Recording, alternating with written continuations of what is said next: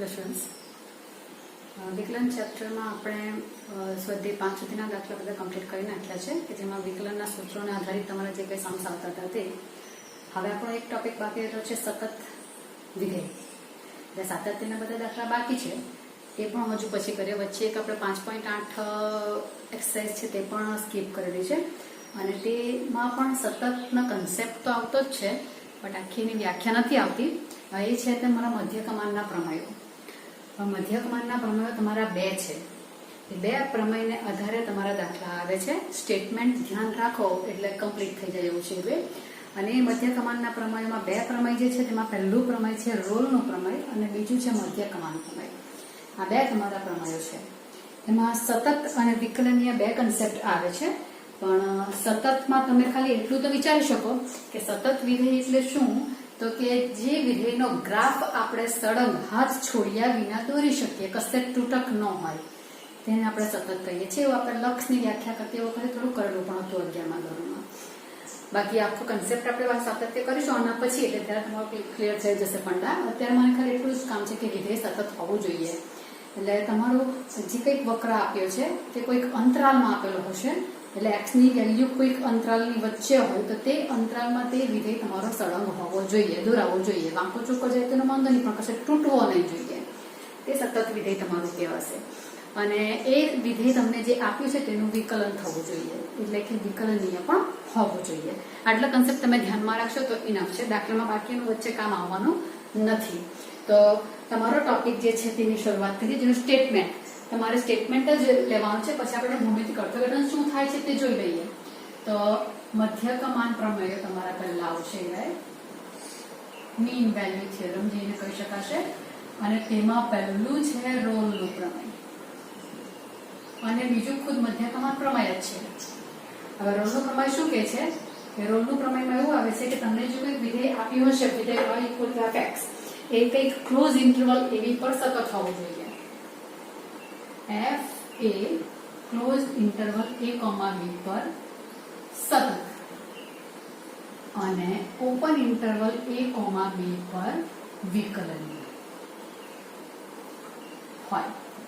સતત હોવું that means કે એનો ગ્રાફ થોડો સળંગ દોરાવવો જોઈએ અને વિકલનીય હોવું એટલે તેનું વિકલન થવું જોઈએ. ઓપન ઇન્ટરવલ ને એવું શા માટે છે કે આપણે સતત ને વિકલનીય જોઈશું દાખલા, તેમાં તમારો કન્સેપ્ટ આવી જશે.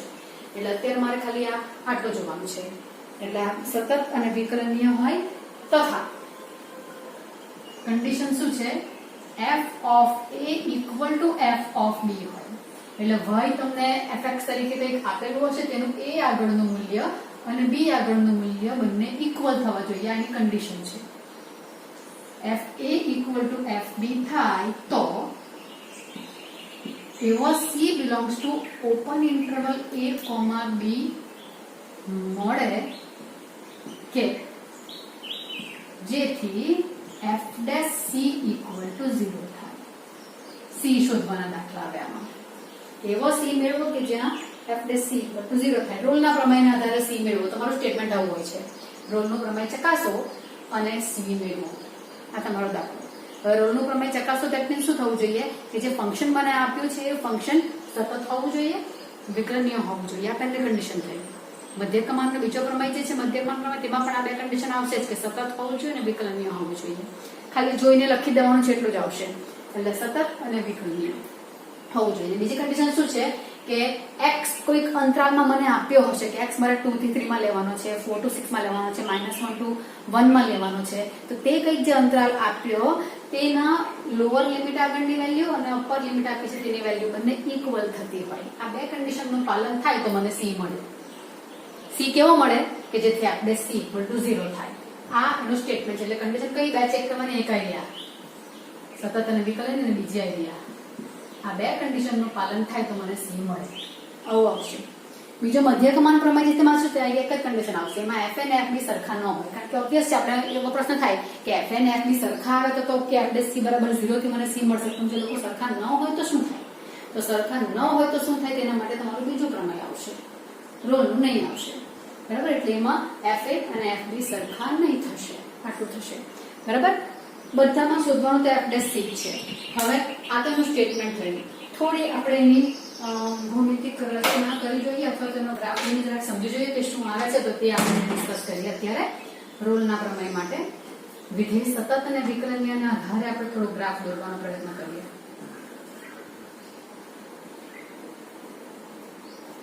આટલું થયું. હવે મને કોઈક વક્ર y = fx આપેલો છે કે જે સતત છે. ક્લોઝ ઇન્ટરવલ a, b પર, એટલે અહીંયા કોઈ a પોઈન્ટ છે ને અહીંયા કોઈ b પોઈન્ટ છે. આ ક્લોઝ ઇન્ટરવલ થશે. x ની કિંમત મારે આમાંથી લેવાની છે, બરાબર છે. વક્ર, તો વક્ર ધારો કે હું કોઈક આવો દોરી દઉં છું એમ. હવે આ સતત એટલે મારે સળંગ દોરવાનો. વચ્ચે કાંઈ તૂટક આવી જાય ને પછી અહીંયાથી સ્ટાર્ટ કર્યું તો આ સતત નહીં મળે, તો તે નહીં ચાલે. આ કન્ડિશનનું પાલન નહીં થયું. એવું કરાય. હવે ધારો કે મને fx = box x આપેલું હોતે અને કન્ડિશન કંઈક એવી આપણે, તો box x નો ગ્રાફ મને ખબર છે કે આ માન્ય કરે આમાં. તો આ 0 થી 1 માટે સતત એની વચ્ચે, પણ 0 થી 2 આપેલા હોય ત્યારે સતત થઈ ગયું ને. તો સતત થઈ ગયું that means કે પહેલી શરતનું પાલન નહીં થાય, એટલે અહીંયા મેં રોલનો પ્રમેય વાપરી શકું એમ નથી. થઈ છે ક્લિયર વસ્તુ? એટલે આ વસ્તુ તમારે જોવાની છે કે સતત છે કે ગ્રાફ મારો દોરાતો છે કે સળંગ તે જોવાનો છે તમારે. તો ગ્રાફ સળંગ દોરાતો હોવો જોઈએ, એટલે આ કન્ડિશન થાય. વિકલનીય થવું જોઈએ. ધારો કે મને fx = x² + 2 આવું આપો, તમે વિકલન કરાય છે ને 2x + 0 એમ કરીને, તો વિધેય વિકલનીય હોવું જોઈએ.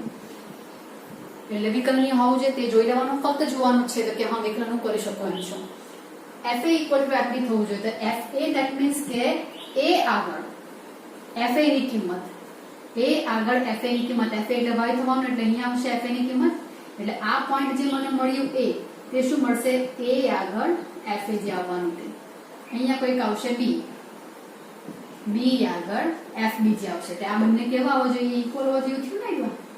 fa = fb થવું જોઈએ. એટલે ગ્રાફમાં હું b અહીંયા તને લઈ લેતે, અહીંયા ઉપર આવતે. ધારો કે મેં ગ્રાફ આમ દોરેલો હતો, અહીંયા fa થયું આવ્યા આ b. તો b, fb ને a, fa મને સરખા દેખાતા નથી. જો કે આ તો fa અહીંયા આવ્યું ને fb અહીંયા આવ્યું, કાંચે સરખા. અહીંયા મને સરખા દેખી શકાય એવું દેખાતું છે, થોડું ઊંધું દેખાતું છે કમસે કમ, બરાબર. તો અહીંયા મારે fa ને fb સરખા નહીં દેખાતા, અહીંયા મને દેખાતા છે. હોરિઝોન્ટલ લાઈન ને પેરેલલ જ તમારું આવશે આવ્યા. એટલે આ થયું, બરાબર. એટલે fa = fb મારે અહીંયા આવી જવાનું છે. જો આવું થતું હોય એટલે આ મારી અથવા થયું ને ડિઝાઇન અહીંયા fa = fb. ઓકે, તો fa = fb થતું છે, સતત છે, વિકલનીય છે, એટલે ગ્રાફ અહીંયા સળંગ જાય છે એટલું જોવાનું. તો પછી મને હવે c મળશે. કેવો? ઓપન ઇન્ટરવલ a, b પર મળશે. ક્લોઝ નથી લેવાનો, ઓપન ઇન્ટરવલ. એટલે આમ ઓપન ઇન્ટરવલ a, b માં મને c મળશે. એટલે આટલા અંતરાલમાં c આવવો જોઈએ. બહાર જતો રહે તો તે ન ચાલે. કોઈ વાર એવું બને કે c ની એક કરતા વધારે વેલ્યુ મળતી હોય તો c એકાદ અંદર હોય એકાદ બહાર હોય, તો બહાર વાળાને આપણે ઇનવેલિડ કરી દેવાનું. તો અહીંયા મારી પાસે c એવો મળવો જોઈએ કે f' c = 0 થાય. હવે f' c એટલે ખરેખર વિકલન c આગળનું. આના પરનું કોઈ બિંદુ c હશે તેને f' c માં 0 થવું જોઈએ, એટલે કે c આગળ વિકલન 0 થવું જોઈએ. હવે વિકલન એટલે આપણે જાણીએ છીએ કે તમે ઢાળને વિકલન કહો છો, બરાબર. ઢાળ એટલે વિકલન દર્શાવે છે, એ આપણે શરૂઆતમાં જોયેલું હતું. તો હવે ઢાળ શોધવાની વાત આવે તો એકચ્યુઅલી આ બે પોઈન્ટ મને આપેલા હોય તો બે માંથી પસાર થતી રેખા એરિયા થવાની. તો આનો ઢાળ તો મને મળી જાય, બે બિંદુ તો મને મળી જવાના છે. a, fa, b, f. ઢાળ શું થશે? y2 - y1. ઢાળનું સૂત્ર ax1, y1 ને bx2, y2 હોય તો ઢાળ શું છે? તો y યામનો તફાવત છેદમાં x યામનો તફાવત. એટલે fb - fa છેદમાં b - a. ઢાળ થાય છે. બટ મારી પાસે અત્યારે ઢાળ શું આવશે? એટલે મને આ તો બીજા પ્રમેય પર જાઉં છું, પણ પ્લસ આ સાથે કરી દઉં કોઈ વાંધો નહીં. પણ અહીંયા શું થાય છે? fa અને fb ઇક્વલ છે. fa અને fb ઇક્વલ છે એટલે આ 0 થઈ ગયો. અંશ 0 થઈ ગયો એટલે ઢાળ 0 થઈ ગયો. થઈ ગયું ને, બરાબર. ઢાળ 0 થઈ ગયો છે અહીંયા મારે. તો રેખા મારે કેવી આવશે? તો કે x અક્ષને સમાંતર આવશે ને. x અક્ષને સમાંતર મારે રેખા આવશે, બરાબર. x અક્ષને લંબ ઢાળ વ્યાખ્યાયિત છે, તમે રેખાઓ ચક્રમાં જોયેલું હશે. અને y અક્ષને લંબ હોય તે રેખા, એટલે કે x અક્ષને સમાંતર હોય તેનો ઢાળ કેવો આવવાનો છે? કે 0 આવવાનો છે. આનો ભૌમિતિક અર્થઘટન હું સાથે ઓળખી જાઉં છું. આના પરથી આપણે ઢાળના સૂત્ર પરથી મળી પણ જાય છે કે fa = fb હશે તો x અક્ષને સમાંતર જે કંઈ મારે વિકલન લેવાનું છે. વિકલન એટલે શું? વિકલનની વ્યાખ્યા વક્ર પરના કોઈ પણ બિંદુ આગળ દોરાયેલો સ્પર્શક. દરેક આગળ જો સ્પર્શક દોરાતો હોય તો તે સ્પર્શક તમારો દોરાશે તો તમે ઢાળ એનો તે બિંદુ આગળનું વિકલન મેળવી શકો છો અને એ ખરેખર તમારો ઢાળ દર્શાવે છે. સ્પર્શક બનવો જોઈએ ધીરે ધીરે એ વાત છે. તો અહીંયા મારો ઢાળ કેવો થવો જોઈએ? ઢાળ એવો થવો જોઈએ કે x અક્ષને સમાંતર. x અક્ષને સમાંતર થવો જોઈએ એટલે બિંદુ C મારું કંઈક અહીંયા આવશે તો તેને અહીંયા મારું C, FC મળશે. બરાબર. હવે અહીંયા શું? તો અહીંયા મારો જે આ સ્પર્શક આ વિકલનીય છે ઓપન ઇન્ટરવલ AB પર, એનો મતલબ કે અહીંયા દરેક પોઈન્ટ આગળ મને સ્પર્શક મળે છે. એવું થઈ ગયું ને? દરેક પોઈન્ટ આગળ મને સ્પર્શક મળે છે એટલે A થી જરાક હું આ બાજુ જાઉં, તો મને અહીંયા પોઈન્ટ હશે તેના આગળ સ્પર્શક દોરી શકું છું. જરાક આગળ જાઉં તેને બીજો સ્પર્શક દોરી શકું છું, ત્રીજો સ્પર્શક દોરી શકું છું. તો એક સ્પર્શક એવો આવશે કે એ સ્પર્શક મારો કેવો આવવાનો? તો કે આ સ્પર્શક આવ્યો C આગળનો સ્પર્શક આવ્યો તે x અક્ષને સમાંતર આવ્યો. સમક્ષિતિજ રેખાને સમાંતર, સમક્ષિતિજ રેખા મળે છે મતલબમાં x અક્ષને સમાંતર કે સમક્ષિતિજ રેખા કહી શકો. તો આનો ઢાળ કેટલો થશે? 0 થશે. અને ઢાળ એટલે વિકલન, તો વિકલન 0 થઈ ગયું.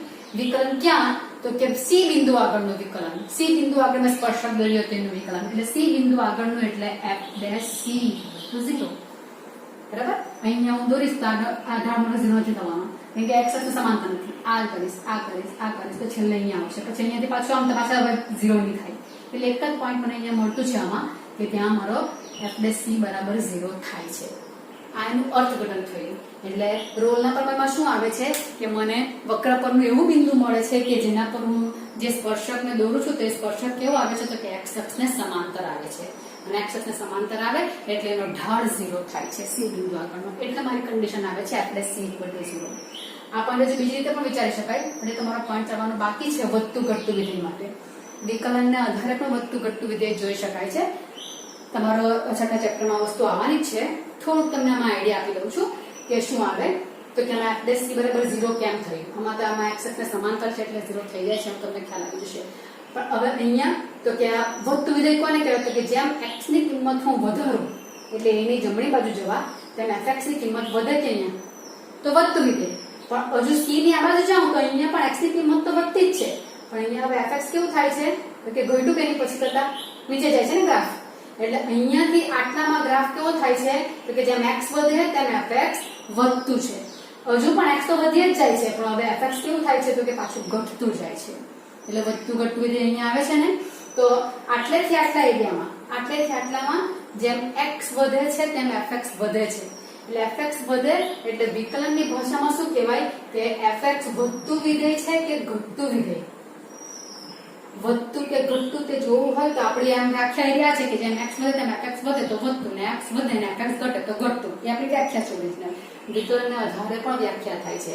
તમને જો કોઈ વિધેય આપેલું છે તેમાં f' હું શોધું, f' > 0 આવે તો વધતું વિધેય અને f' જો <0 આવે તો ઘટતું વિધેય. બરાબર. આપણને ખબર છે કે tan x વધતું વિધેય છે. બરાબર. tan x વધતું વિધેય છે તો fx બરાબર tan x વધતું વિધેય છે. આપણે લઈ લો કે દરેક ક્ષણમાં એ વધતું વિધેય છે. અને f' કરો sec વર્ગ x આવશે કે? હવે આપણે જાણીએ છીએ કે આ દરેક x માટેનો જવાબ પોઝિટિવ જ આવવાનો છે વર્ગ છે એટલે વધતું વિધેય. cot x દરેક ક્ષણમાં ઘટતું છે તો cot x નું વિકલન શું આવવાનું છે? તો કે cot x છે, cot x નું વિકલન f' = -cosec વર્ગ x. હવે cosec વર્ગ તો પોઝિટિવ છે પણ આ માઈનસ ને કારણે જવાબ કેવો આવવાનો? લેસ ધેન આવવાનો. લેસ ધેન આવ્યો એટલે ઘટતું વિધેય. એટલે વિકલનને આધારે પણ આપણે વધતું ને ઘટતું વિધેય જોઈ શકીએ છીએ. એનો પણ અહીંયા ઉપયોગ કરી શકાય. a થી c સુધીના ગાળામાં x વધે તેમ fx વધતું છે એટલે આટલેથી આટલા ગાળામાં f' કેવું આવવાનું? તો f' > 0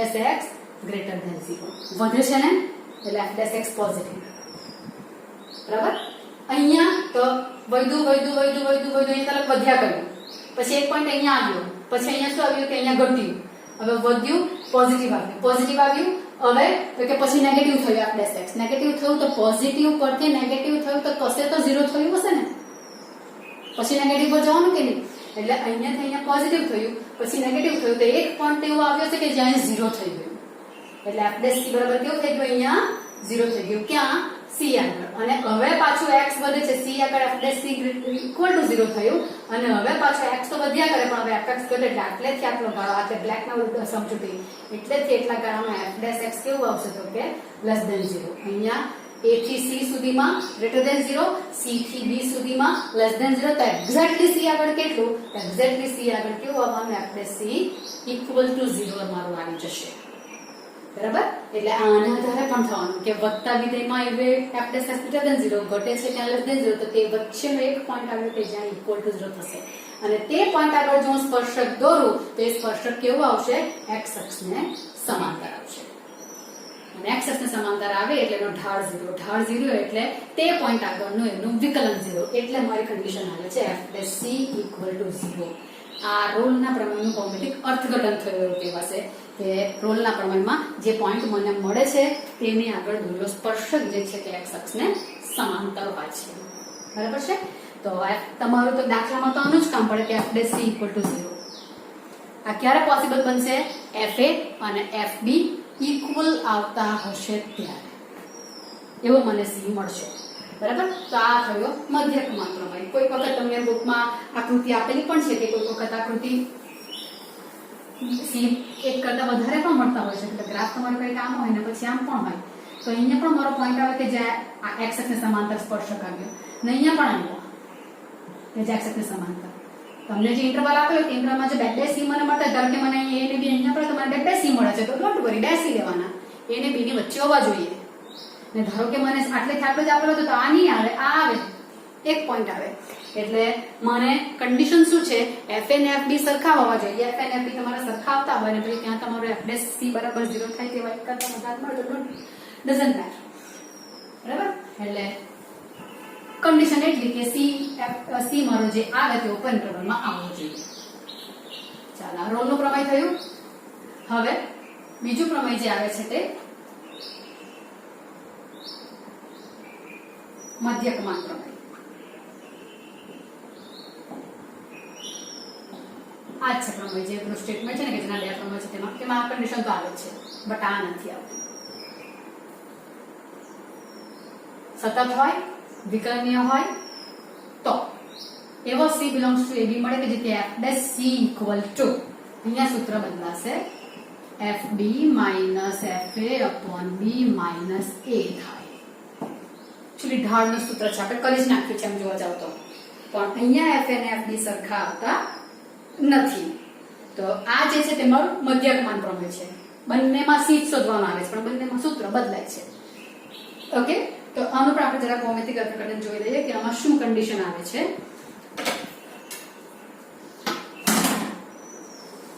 થોડું ડિસ્કસ કર્યું છે એટલે આ ફટાફટ થઈ જશે.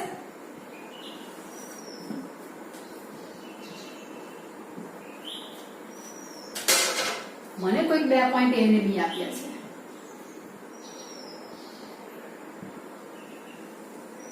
આવું કોઈ કરો, અહીંયા એ પોઈન્ટ કે જ્યાં a, f મને પોઈન્ટ મળશે, અને અહીંયા b આવ્યું છે, b, f. તો મને c એવો મળવો જોઈએ કે જેથી fb minus fa upon b minus a થાય, એવો f ડેશ c થાય. તો અહીંયા પણ ઢાળની વાત તો આવવાની છે, કેમ કે વિકલન આવ્યું એટલે ઢાળ તો આવવાનું છે. હવે અહીંયા મારે ઢાળની વાર્તામાં શું થશે તો કે મારી પાસે બે બિંદુ a ને b તો આવવાના છે. a ને b જે આવ્યા તો a અને b ના મને પાસે પોઈન્ટ છે, એટલે a જો હું રેખા દોરું તો રેખા ab દોરું તો એનો તો મને ઢાળ મળી જશે ને. રેખા ab ના બે પોઈન્ટ છે એટલે આનો ઢાળ શું આવવાનો, કોનો, તો કે રેખા ab નો. રેખા ab નો ઢાળ આવવાનો y યામોનો તફાવત છેદમાં x યામોનો તફાવત, fb માઇનસ fa છેદમાં b માઇનસ a આવી ગયું, અને એ જ મારું f ડેશ c થવાનું છે. હવે f ડેશ c એટલે શું તો કે f ડેશ c મારામાં શું થવું જોઈએ તો કે એ બિંદુ આગળનો સ્પર્શક મારે લેવાનું છે. અત્યારે જગ્યા છેદિકા છે, બરાબર છે. તો અહીંયા આપણે વિકલનની વ્યાખ્યા જેવી તેવું જ થશે કે આ વક્ર સતત હોવો જોઈએ, વિકલન હોવો જોઈએ, વસ્તુ થઈ ગઈ છે. તો અહીંયા મારે અહીંયાથી કોઈ બિંદુ અહીંયા તો અહીંયા સ્પર્શક દોરાશે, અહીંયાનો તો સ્પર્શક દોરાશે, અહીંયાનો તો સ્પર્શક દોરાશે, એવો મને c મળવો જોઈએ કે જેથી f ડેશ c આવ્યું આવે. હવે આ આવે એટલે કોણ છે તો કે રેખા ab નો ઢાળ છે, એટલે રેખા ab નો ઢાળ જે છે તે જ શું બનવું જોઈએ, f ડેશ c, એટલે c આગળનું વિકલન. બરાબર, તો આનો ઢાળ ને આનો ઢાળ, રેખા AB નો ઢાળ ને C આગળનો ઢાળ, એટલે C આગળ જે સ્પર્શક દોરીશ તેનો ઢાળ બંને ઇક્વલ થવા જોઈએ. બે રેખાઓના ઢાળ, સ્પર્શક પણ એક રેખા તો છે જ ને, એટલે રેખા AB જે છેદિકા છે એટલે C આગળ સ્પર્શક દોરીશ તે પણ એક રેખા છે. રેખા AB અને સ્પર્શક બંનેનો ઢાળ ઇક્વલ થવો જોઈએ, એવું જ થાય છે પરિણામ મને જે આપ્યું તેના આધારે. ઢાળ ઇક્વલ, બે રેખાઓના ઢાળ ક્યારે ઇક્વલ આવે? રેખા એકની એક હોય તો. અથવા તો એ બંને રેખા કેવી હોવી જોઈએ? પેરેલલ હોવી જોઈએ, સમાંતર હોવી જોઈએ. સમાંતર રેખાઓના ઢાળ સમાન આવે છે. તો એ સમાંતર રેખા, તો અત્યારે જો મને અહીંયા કોઈ લેવા જાવ, નામ લેવા જાવ, તો આ રેખા AB ને આ સમાંતર તો ન મળે. અહીંયા લઉં તો પણ સમાંતર નહીં મળે. ધીરે ધીરે આગળ જતી જાઉં તો અહીંયાથી નીચે આવતી જાઉં તો કોઈ પણ બિંદુ લઉં ત્યાં આગળ સ્પર્શક દોરું તો આ સમાંતર નથી થતા, પણ C હું અહીંયા કશેક લઉં છું તો હવે કન્ડિશન શું આવશે? તો કે C આગળ જો હું સ્પર્શક દોરું તો એ સ્પર્શક મારો જે આવ્યો તે રેખા AB ને સમાંતર આવે છે. જો બરાબર, હવે આ બે સમાંતર થશે. સમાંતર થશે તો રેખા AB નો ઢાળ અને C આગળની સ્પર્શ રેખાનો ઢાળ ઇક્વલ થવાના. અને C આગળની સ્પર્શ રેખા એટલે મને F'C કહી શકું. F'c કહી શકું એટલે સ્પર્શક આવ્યો છે એટલે F'c = FB - FA/B - A. એ જ એટલે આનું અર્થઘટન શું થશે? પેલામાં પણ મારું F'c = 0 થાય તો સ્પર્શક સમાંતર તો આવવાનો છે, પણ કોને? x અક્ષને. અહીંયા સ્પર્શક સમાંતર તો છે જ, પણ સમાંતર કોને છે? જે બે પોઈન્ટ મારી પાસે A અને B છે તે A અને B રેખા જે આવવાની તે રેખાને સમાંતર સ્પર્શક થશે. આ સમાંતર રેખા એટલે જે આનો ઢાળ તે જ આનો ઢાળ. એટલે સૂત્ર મારું આવી જાય F'c = શું? તો કે રેખા AB નો ઢાળ. અને રેખા AB નો ઢાળ એટલે FB - FA/B - A. આ એનું ભૌમિતિક અર્થઘટન થશે કે આવા સંજોગોમાં જ્યારે FA અને FB સરખા નહીં હશે, FA અને FB સરખા નથી, FA અહીંયા છે અને FB અહીંયા છે, આ જો સરખા નહીં મળે, FA અને FB સરખા ન હશે ત્યારે F'c C મને એવો મળશે કે જેમાં F'c અને રેખા AB નો ઢાળ બંને કેવા થશે? ઇક્વલ થશે. એટલે એ બંને શું થશે? રેખા AB અને C આગળ નિસ્પર્શ રેખા એ બેનો ઢાળ સમાન આવે છે. એટલે આ સમાંતર રેખા હોય છે. એટલે એવું બિંદુ રેખા AB ને સમાંતર હોય તેવું બિંદુ C વક્ર પર મેળવો. તમારો પ્રશ્ન એવો આવે, A ને B બે પોઈન્ટ આપેલા હોય, રેખા AB ને સમાંતર હોય તેવું વક્ર પરનું બિંદુ મેળવો. તો રેખા AB ને સમાંતર હોય તેવી રેખા અહીંયા આવવાની સ્પર્શ રેખા, તો C બિંદુ મારે મેળવવાનું છે. પણ કોના આધારે મળશે કે આ બે સમાંતર લાવવાના છે? સમાંતર લાવવાના છે એટલે મારો પ્રમેય કયો આવવાનો? મધ્યકમાન પ્રમેય. એટલે મધ્યકમાન પ્રમેયના આધારે મને એવો C મળશે કે જેમાં AB ને સમાંતર જ એવી રેખા મળે છે.